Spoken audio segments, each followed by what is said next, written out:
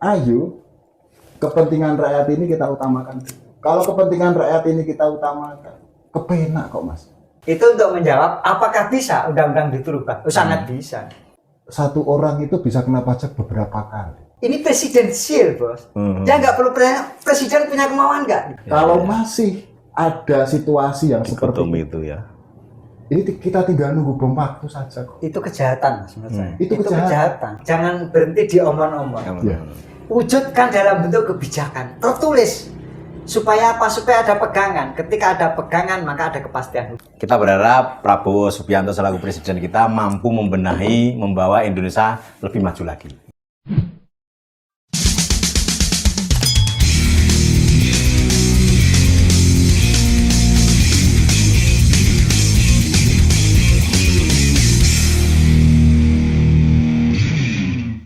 Ide-ide masyarakat, ide-ide Mas Joko, ide-ide Mas Wahyudi itu bisa terakomodasi. Ya. Terakomodasi sehingga tadi, koruptor di Indonesia akan semakin hilang.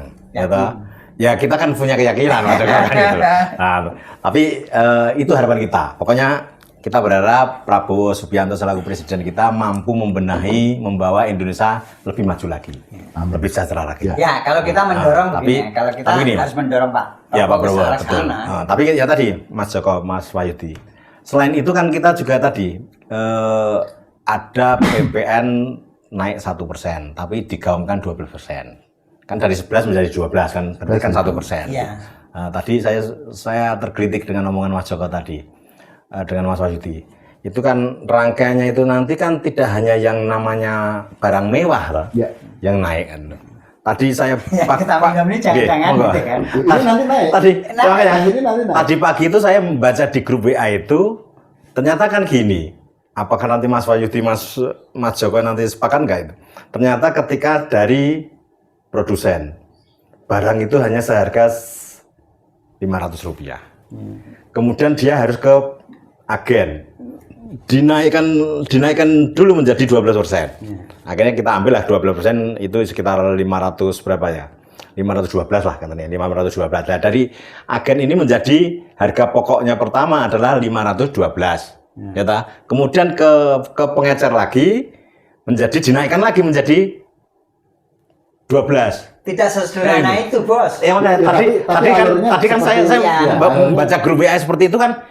Ini kasihan masyarakat dong kan gitu. Karena masyarakat tadi harusnya harga dasarnya itu cuma Rp500 kan gitu. Tapi ternyata ketika sampai ke saya itu sudah harga pokoknya loh. Harga pokoknya kan sudah menjadi 750-an lebih Mas Joko. Ini gimana? Gini Mas. Terkait dengan itu. Ini di luar PPN 12%. Tapi meluruskan dulu. Tidak ada narasi naik 12% itu nggak ada. Yang ada PPN sekarang 12%. Naiknya 1%. Kalau naiknya 1% jadi 12%. Tetapi dampaknya itu luar biasa. Contoh ke kendaraan untuk pajak 66% loh Bos. Gitu loh. Gitu. Jadi banyak. Jadi maka tadi saya matur tadi katakanlah tadi diilustrasikan dari hulu ke hilir gitu kan barang itu. Itu kalau dihitung begitu seolah sederhana. Betul. Padahal kita mulai dari yang kita pakai dari untuk nyuci rambut gitu kan, sampai yang kita pakai bawah. Itu luar biasa. Belum nanti untuk pemberdayaan kesehatan. Belum pendidikan. Gitu loh. Padahal itu sudah masuk undang-undang, Pak. Gimana? Apanya? PPN 12% ini. Jangankan kok udah masuk undang-undang. Tadi saya sampaikan. Bisa dibatalkan nggak atau diturunkan seperti? Jangankan kok diturunkan, dibatalkan kenapa tidak bisa? Ini presidensial, Bos. Dia nggak perlu presiden punya kemauan nggak? Gitu. Tadi kayak koruptor saya kejar. Lanjutnya mau ngejar kebijakannya apa? Tulis dong, gitu loh. Entah dalam bentuk impres, instruksi presiden, atau dalam bentuk kepres, dalam bentuk apapun ketentuannya gitu loh. Harus dikejar sampai ke kalau nggak ditulis, makanya tadi kalau nggak ditulis akhirnya kemudian di sambutan berikutnya bagaimana kalau saya tawarkan maaf kayak gitu kan. Nanti berikutnya lagi harus tertulis. Supaya apa? Supaya ada kepastian hukum dan bisa dikatakan. Karena negara kita negara hukum. Tidak ada wacana berarti. Sama dengan tadi itu. Hari ini mengatakan bisa, contohlah 2014. Sudah diputuskan pada itu undang-undang pilkada sama undang-undang pemerintahan daerah 2014. Kemudian hari ini ditandatangani oleh presiden, disahkan undang-undang, hari ini dibuat perpu. Dengan tanggal yang sama. Kemudian besoknya selisih 1 hari buat perpu untuk undang-undang pemerintahan daerah karena dia harus ikut dirubah. Nah, contoh seperti itu. Apakah bisa? Kenapa tidak? Gitu. Maka menurut saya kembali kepada substansinya. Kalau saya melihat memang saat ini negara dalam kondisi nggak punya duit. Betul, negara manapun yang menaikkan PPN itu karena buntut gak bisa golek duit. Tadi kalau saya dapat sejak 2021 katanya di World Bank di embargo gitu kan. SDR kita cukup banyak loh Mas Joko. Kenapa nih? Masa nggak punya duit? Nah, ini bukan dalam hutang per orang individu, Mas. Kalau hutang di World Bank kan jenengan nggak pakai agunan. Kalau kemarin kereta api bisa hutang di Cina, makanya dia kena bunga, kena agunan. Bank-bank kita itu kan sudah diagunkan untuk kereta cepat itu. Makanya oleh Amerika di sudut pandang mata Amerika dan World Bank itu yang disebut dengan hutang ilegal. Gitu. Itulah kenapa Mei 2023 itu Pak Prabowo sebagai Menteri Ketahanan pada waktu itu sepakat dengan yang namanya bank shadow. Gitu. Dan bank bayangan. Itu. Nah, kalau kemudian kita katakanlah hutang kepada pengusaha-pengusaha itu, jangan dikira seperti yang sekarang PIK 2 itu nggak punya hutang. Itu ratusan triliun bos, harus bayar per tahun bayangin. Ke beberapa bank di dunia. Gitu kan. Karena bank kita, kalau kita kan banknya bank corporate semua toh. BNI, BRI, ini nyebut merek nggak apa, ini kan BUMN ya. Itu corporate, bukan bank yang sebenarnya gitu loh. Makanya menurut saya tidak bisa sesederhana itu. Jadi kalau mau ya tadi contohnya jangan berhenti di sambutan gitu kan. Jangan berhenti istilah kalau kemarin di Pilpres yang terkenal, jangan berhenti di omong-omong.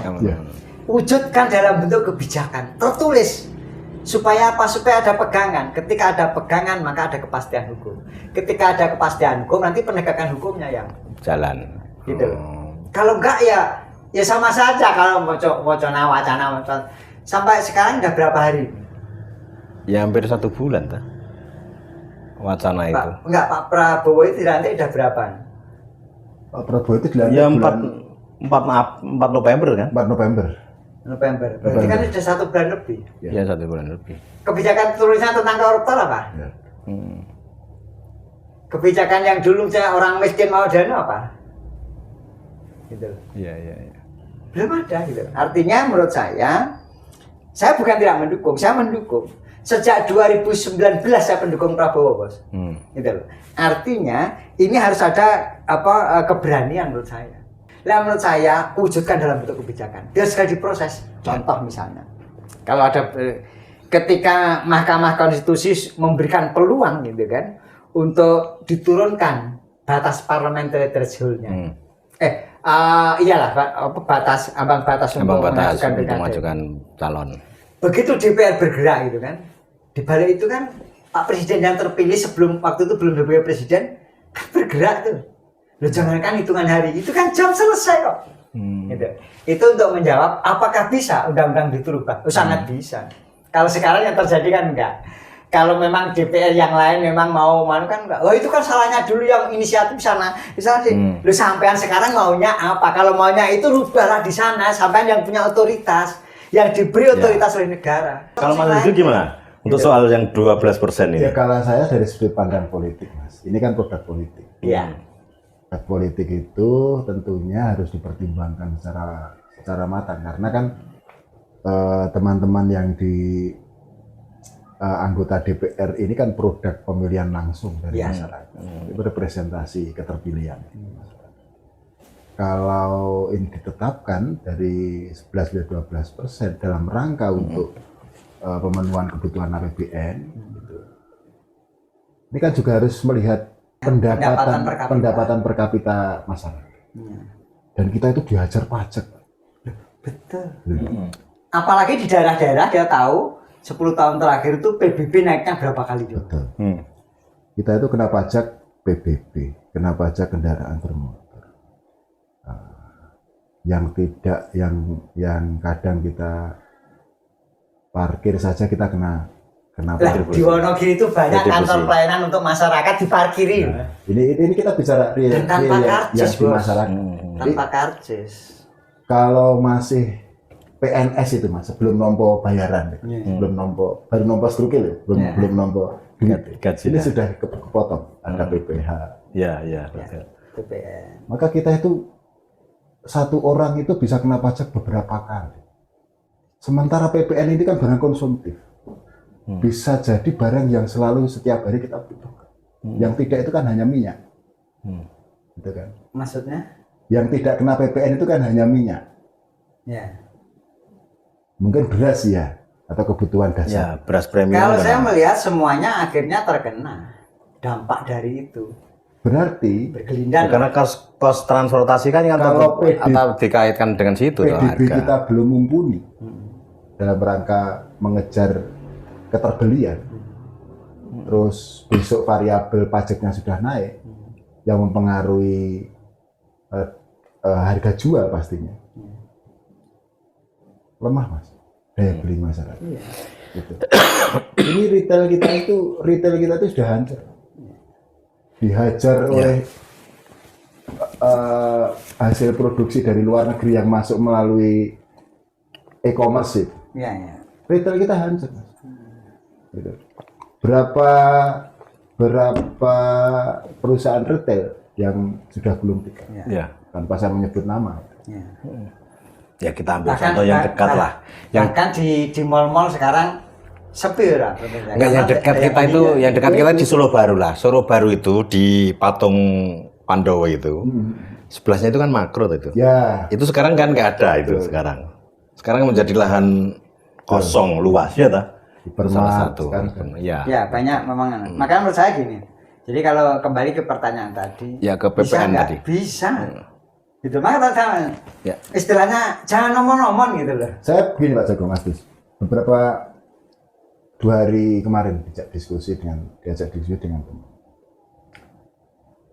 Saya punya warisan, gitu. Ya. Karena saya dapat cerita dari teman. Mas, saya itu dapat warisan. Warisan ini kan harus saya bagi berempat dengan saudara saya. Saudara-saudara. Tetapi kenapa saya hanya mau ngatasnamake warisan? Ini kena biaya semene. Gitu. Belum kebalik nama. Ini tinggalannya wong tuaku gitu. Ini Jadi judulnya tidak beli tapi hibah. Enggak, kita tidak beli. tidak warisan akhirnya menjadi beli kan gitu. Karena bayar tadi. Bayar variabelnya. Bayar itu. variabelnya itu kan gitu.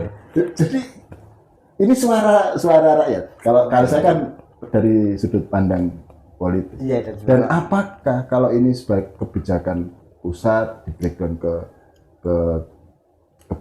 kabupaten taruhlah, DPRD kabupaten ini melihat fenomena seperti ini itu, dia akan berjuang untuk rakyatnya yang memilih dia, atau dia akan tunduk pada aturan di atasnya.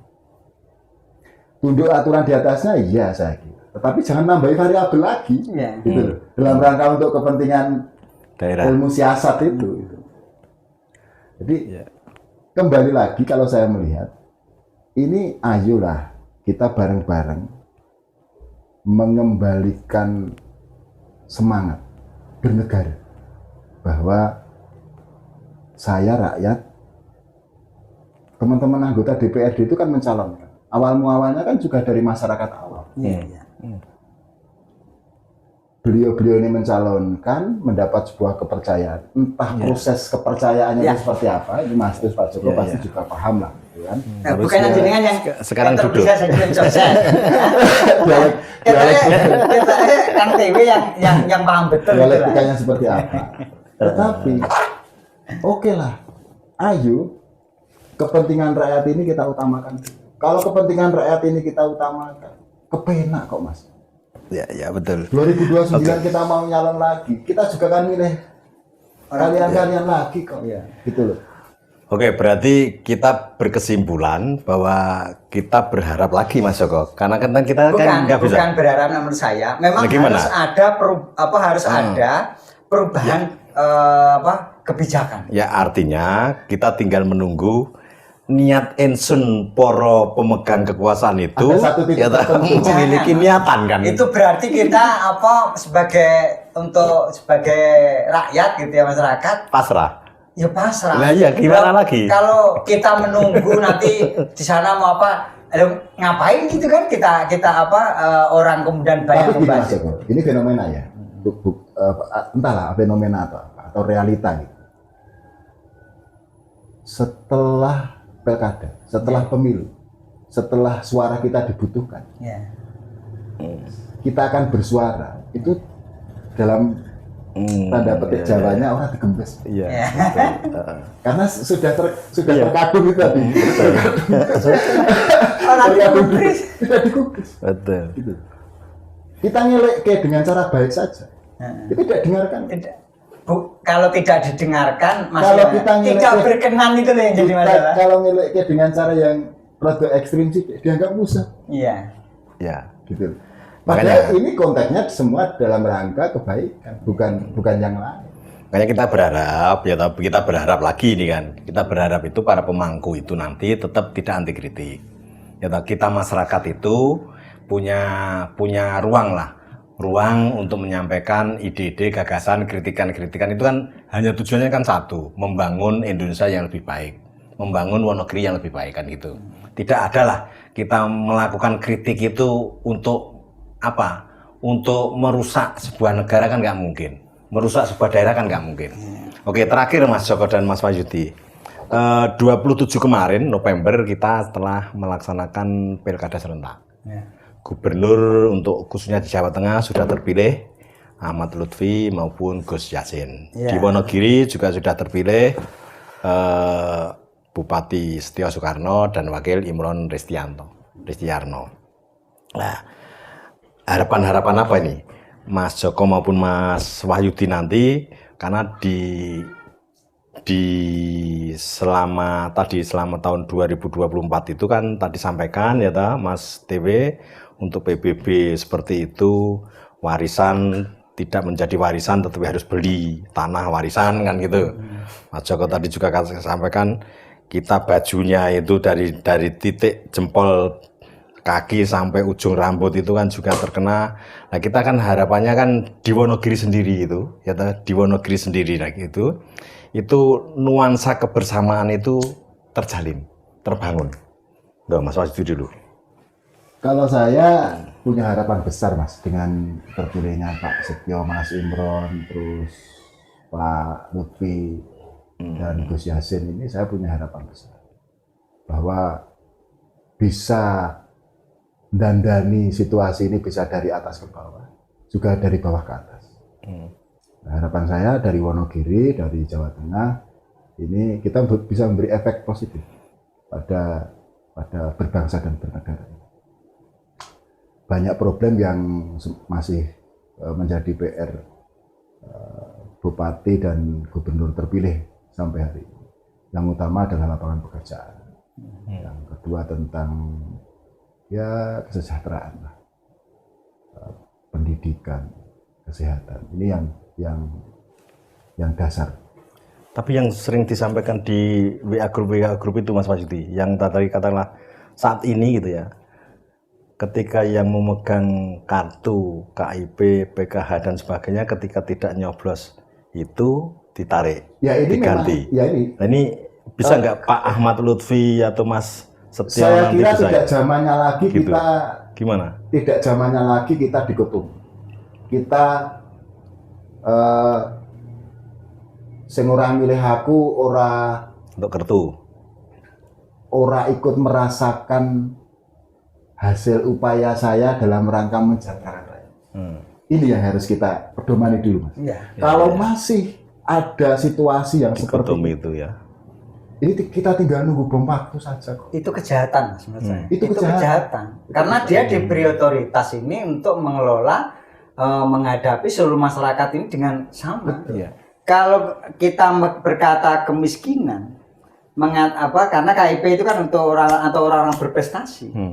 Itu ya harus ada indikator objektifnya. Indikatornya bukan mendukung atau tidak mendukung gitu. Dan kita sebagai media, Mas Joko, Mas, akan berjuang lewat Iya, media ini harus dalam kritis rangka gitu. dalam rangka yang ngawal regulasi kan dalam rangka gitu. mengawal. Jadi, saya masih punya harapan yang cukup besar. Wonogiri konteksnya per hari ini dijumbuhkan dengan program nasional adalah pertanian. Grassroots-nya masih, walaupun ada kelesuan di tataran petani, perkebunan. Karena sekian tahun ternyata dikasih pupuk palsu ya. kan.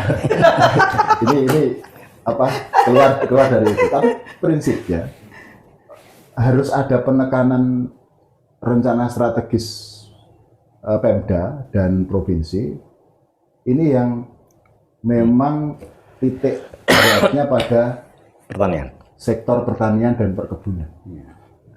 Wonogiri punya ciri khas mete. Kenapa tidak diupayakan? Mete ini kan kalau buahnya bisa difermentasi jadi bahan sirup, obat dan lain sebagainya. bahan sampo, bahan macam-macam kan bisa. Ini kalau memang di-create menjadi sebuah bentuk penghasilan massal, ini bisa nambah yang PDB 1% itu tadi, Mas. Gitu. Jadi ada kenaikan PPN, tetapi semestinya harus ada upaya mendorong masyarakat di tingkat bawah ini punya pendapatan tambahan. Nah ini PR Pemda Kabupaten Wonogiri di bawah Mas Setia Soekarno, Mas Imron, dan tentunya Jawa Tengah di bawah Pak Ahmad Lutfi dan Gus Yassin, dan masih banyak lagi. Ini biaya perawatan jalan ini nanti 5 tahun ke depan juga akan tinggi, Mas. Biaya juga kan banyak. Nanti muncul lagi dari netizen banyak jalan yang rusak. Pasti akan muncul lagi. Suasana cuaca alam mulai sudah tidak bisa kita kendalikan karena juga ini efek dari dinamika pembangunan. Beberapa waktu yang lalu kita sempat muat berita ada jembatan Sembuan yang jembatan gantung itu yang baru diresmikan yang Katut Banyu gitu kan. Tirtomoyo, beberapa tempat ada banjir, ada tanah longsor. Ini ya mau tidak mau harus ada penanganan ekstra dari Pemda ke arah sana. Dan sebetulnya masyarakat Wonogiri ini kan kalau saya melihat sebetulnya gotong royongnya tinggi. Gitu. Kenapa kita tidak mendorong semangat gotong royong daripada kita menciptakan sebuah perpecahan kaitan dengan KIP dan nek kowe ora klambimu iki maka cabut. Ini tidak seperti itu lagi. Maka kesimpulannya adalah semangat para pemangku kebijakan, bupati dan jajarannya ini yang harus kita dirubah. Ya, karena Mas Joko gimana? Ya, jadi ada dua ya, satu di tingkat provinsi, satu di kabupaten kota. Ya. Untuk di tingkat provinsi, karena tingkat provinsi itu kan secara real tidak punya wilayah sendiri, gitu kan. Dia membawai kabupaten kota. Saya kira satu hal adalah skala prioritas dari masing-masing daerah, kabupaten kota ya. Itu nanti itu harus disinergikan dengan provinsi, bukan sekedar dikolaborasikan, tetapi disinergikan supaya nanti contoh misalnya RPJM-nya di anu ya? Bukan RPJM, jadi gimana? Gini, jadi kalau RPJM penyelesaian untuk menyelesaikan persoalan kemiskinan kan sama, tetapi langkah-langkahnya harus disinergikan sampai kita bawah gitu. Supaya nanti contoh kita gini, kita mau menyelesaikan kemiskinan gitu kan, tetapi tolok ukur kita itu nggak ada PHK kok, lapangan kerja sudah dibuka. Memangnya kemiskinan hanya itu? Tidak. Tapi ini persoalan akses ekonomi gitu loh, masyarakat kepada pusat-pusat perekonomian gitu. Jadi kan selama ini kan didominasi kelompok-kelompok tertentu dalam tanda kutip ya. Kemudian ya tadi lah karena nilai politis tadi, makanya dibutuhkan sinergi antara provinsi sama kabupaten kota agar skala prioritasnya berjalan. Selama ini kita kan selalu di provinsi, contoh fisik aja lah, di sana main tambal, di sini main cor gitu kan, dan seterusnya lah. Itu kalau di tingkat provinsi. Saya yakin Pak Ahmad Lubis sama Pak Taj Yassin, karena Pak Taj Yassin pernah jadi wakil gubernur gitu kan, 4 tahun ya pada itu mundur ya. Saya yakin nanti tahulah apa kelompok-kelompok mana. Contoh misalnya kalau kita melihat di beberapa kabupaten kota itu kan sampai kemiskinan ekstrimnya itu sampai kabupaten itu atau pemerintah kabupaten itu ngelola sampah aja nggak bisa. Jadi kalau pergi ke Pator sebelah barat misalnya, sampah itu ya di tepi-tepi jalan aja gitu, tanpa ada yang mengelola. Dia bisa bayangkan gitu kan, ngeri-ngeri sedap. Di Papua juga begitu. Katanya punya potensi pariwisata, menghasilkan segalanya, ternyata nggak bisa apa-apa. Bandara dibangun di beberapa kabupaten kota sekarang juga nganggur. Kan? Harus disinergikan itu. Yeah. Nah, kemudian untuk tingkat kabupaten kota, saya yakin dengan pengalaman Pak Setio dan Mas Imam, sama-sama kan dulu di DPRD juga. Iya, DPRD. Sama-sama dari orang partai politik, gitu kan. Selama ini hidupnya katakanlah sejak dia masuk di dunia politik sudah sekian tahun, ya. Itu kan berkecimpung di bidang itu. Artinya apa pesan di Wonogiri? Banyak lah itu. Di Wonogiri ini kan seperti yang pada waktu saya wawancara dengan Pak Setio itu, Pak Setio berjanji gitu kan, akan memperlakukan semuanya sama lah. Tidak lagi ada kelompok-kelompok kota-kota. Dan terkait dengan tadi pungutan-pungutan itu untuk PAD, saya kira perlu ditata ulang. Tidak ngawur menurut saya. Ngawur dalam arti begini. Di beberapa bukan di beberapa hal, bahkan banyak gitu ya. Sekarang jangan parkir di kantor pemerintah. Tempat yang puskesmas itu antri orang tiap hari. Diparkirin bayar. Terus yang diparkirin di bahu jalan tuh itulah. Enggak, di halaman pagar. Pertanyaannya sebenarnya kalau itu ya, pertanyaan yang lebih jauh adalah itu masuk pungutan liar enggak? Enggak ada karcis kok Mas. Gitu loh. Tidak ada karcis bukti gitu. Kemudian di minimarket yang katanya tidak, ini kan beberapa daerah mulai dipagari nih minimarket itu. Itu kalau ada gerakan ini dari masyarakat. Ini kita tidak mengajak, menolak bayar parkir gitu. Ketika tidak ada tiket, ketika tidak diberi tiket tidak bayar gitu ya. Apa kalau kita nolak bayar parkir itu ada pasalnya? Kriminal. Bukan masalah pasalnya. Orang Jawa itu kan gelem rame pinggir jalan, teman. Saya itu pernah dari minimarket di kecamatan saya kena parkir 2.000. Geser karena di situ nggak ada, nyari ke tempat sana. Kena lagi. Terakhir ngantar SD ke puskesmas pada waktu itu pas musim Covid itu. Masuk ke puskesmas. Ya, diparkiri lagi. Parkir di halaman. Yang menarik ketika ada antrian pemeriksaan juga di waktu Covid itu, kantor kecamatan diparkiri juga. Ini menurut saya ini pungutan liar. Ya. Pertanyaannya kan apakah itu masuk PAD bener gitu? Ya, regulasinya sebenarnya kan halaman kantor gitu harus diparkiri nggak tadi? Ini perlu kita cari Mas. Ya, kalau menurut saya apapun di sana, masuk nong kantor pemerintahan, tempat pelayanan itu milik publik, tempat publik gitu, tempat pelayanan itu diparkir. Saya yakin tempat parkir ada, gitu. Itu menurut saya ini parkir ya. Terus lagi dulu seingat saya ada perda yang melarang minimarket berdiri 100 meter dari pasar. Iya, dari pasar. Nah, akhir-akhir itu sekarang minimarket berdiri jangankan 100 meter, 50 meter, 70 meter itu berdiri. Orang pasar marah kemudian. Ketika dia marah yang ngumpet saja gitu loh, karena nggak berani. Gitu.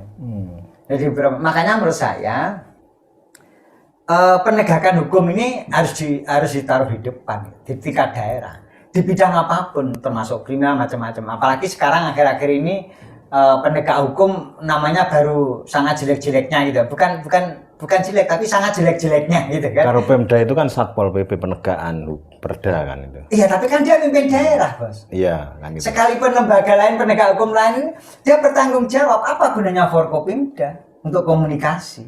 Artinya kan Satpol PP kita harapkan lebih maksimal dalam mengawasi perda kan gitu loh. Kalau perda diawasi ya. Kalau pelaksanaan dia penegakan perda misalnya. Sekarang pertanyaannya bukan Satpol PP. Nek misalnya aku bupati, sampean Satpol PP, Pak di sana gini-gini, wis stop nih, sampean berani? Ayo wani ora, wis ngono wae. Karena perintah bupati. Ya, memang sistem kita, sistem presidensial, sistem ini memang begitu gitu. Jadi ini bukan masalah raja tidak raja.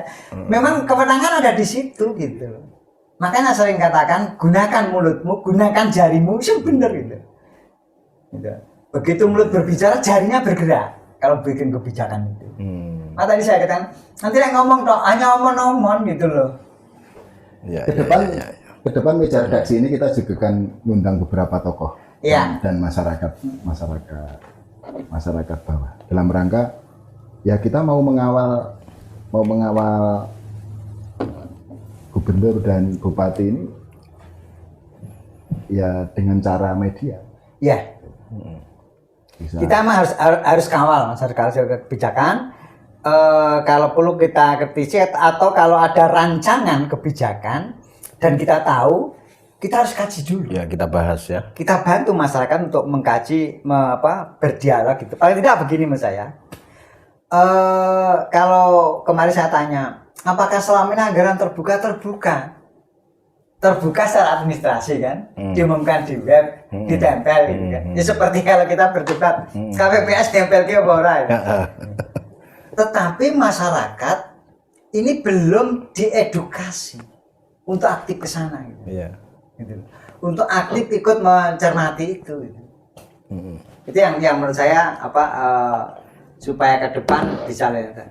Saya berharap kalau kemarin dari hasil wawancara kita ya, baik yang kalah maupun yang sekarang menang, sama-sama bagus lah menurut saya. Artinya kita masyarakat ada sedikit harapan untuk tetap melakukan perubahan ke arah yang lebih baik. Ya. Jadi supaya masih ada optimisme. Iya, kita kalau optimis harus. Harus. Sekeras apapun kita mengkritik, kita harus ada rasa optimis gitu. Contoh misalnya sekarang polisi kan dihujat di mana-mana. Tapi kita harus optimis bahwa polisi harus kemudian tidak kembalikan ke orde baru lagi, jangan. Ini mah harus dikoreksi, dievaluasi. Tapi kalau DPRD pilihan bupati pilihan DPRD itu? Kita kan tahu persis istilah Mahfud MD itu betapa joroknya di sana gitu kan. Artinya begini Mas, itu sudah kita kaji berkali-kali bertahun-tahun gitu kan. Selama Soeharto bertahun-tahun itu. Kemudian ya memunculkanlah kemudian dipilih secara demokratis menurut Undang-Undang Dasar 45 itu diterjemahkan dengan melibatkan langsung masyarakat untuk menentukan pilihan. Ini kan persoalan teknis ya, persoalan mekanisme gitu kan. Tapi substansinya jangan kemudian dijawab. Di DPRD kan juga persoalan teknis, tetapi substansinya hilang bos. Ya. Di mana masyarakat tidak terlibat langsung. Ya. Gitu. Kalau terlibat langsung dia harusnya punya akses langsung juga ketika mau mengoreksi. Sekarang kan enggak ya, karena di DPRD hanya LKPJ laporan gitu kan tanpa ada kering. Masyarakat nggak tahu. Loh ya kemarin sudah LKPJ-nya gitu kan. Ya sekarang kan munculnya kan menjadi petugas partai Mas Joko. Sekarang kita kan tidak lagi sering mendengar wakil rakyat itu kan jarang. Ya. Kita akan sering yang mendengar adalah petugas partai. Mereka petugas partai. Kalau saya melihat kemarin itu kan petugas partai pun enggak. Ya kita kan kemarin mendengarnya kan wakil rakyat kita kan itu. Ayo neng wakil rakyat kita kan enak kita. Iya. Ya, tapi sekarang ya tadi petugas partai kan kita ya ada gap gitu loh. Nah, ketika kembali ke wakil rakyat itu enak. Dalam konteks mengedukasi masyarakat, saya kira bagus. Ya. Setiap kali ada rancangan-rancangan dilibatkan. Ya. Dibikin skenario tidak apa-apa dalam konteks pendidikan. Misalnya kita dari semua kecamatan di sana dialog di alun-alun. Ya tapi kan di setiap acara rancangan raperda kan ada hearing, Pak. Apanya? Ada public hearing. Siapa yang hearing disampaikan masyarakat? Enggak ada sumbernya dari mana? public hearing DPR di Kabupaten Wonogiri itu mesti ngundang tokoh masyarakat, Pak. Oh iya. Nah, ngundang tokoh masyarakat itu sebagai public hearing kan itu. Dia mau akhiri apa enggak? Kan clear gitu. Dia mau ngagak tokoh masyarakat iya, kan maka itu. dari segi mekanisme iya, secara teknis Gitu. iya, sekarang substansinya. Ya makanya nanti kita sebagai Portalika kita akan menjadi wadah lah Iya, kita harus pengkritisan mengawali. regulasi itu sehingga nanti edukasi terhadap masyarakat itu semakin kita jalankan kan gitu loh. Terima kasih Mas Joko dan Mas Wahyudi. Kita berharap Bupati Wonogiri yang baru Mas Setio Soekarno dan Mas Imron Wakil Bupati seperti yang katakan Mas Joko tadi, memang di dalam bincang-bincang kita setelah 30 menit ya, 30 menit setelah di closing penghitungan itu kan kita sempat berwawancara dengan beliau berdua. Ya memang Mas Tio mengatakan bahwa 55% suara yang kita peroleh itu bukan berarti nanti kebijakan itu hanya untuk 55% suara. Yang 45% tidak kita akomodir itu. Nah, kita berharap apa yang sampaikan Pak Bupati Setio Soekarno kemarin kita wujudkan dan kita kawal nanti dalam pelaksanaan 5 tahun ke depan. Demikian Mas Joko dan Mas Wahyudi, terima kasih dari meja redaksi Portalika. Salam sehat dan kita bertemu di meja redaksi Portalika yang akan datang. Terima kasih Mas Wahyudi dan terima kasih Mas Joko. Selamat beraktivitas kembali.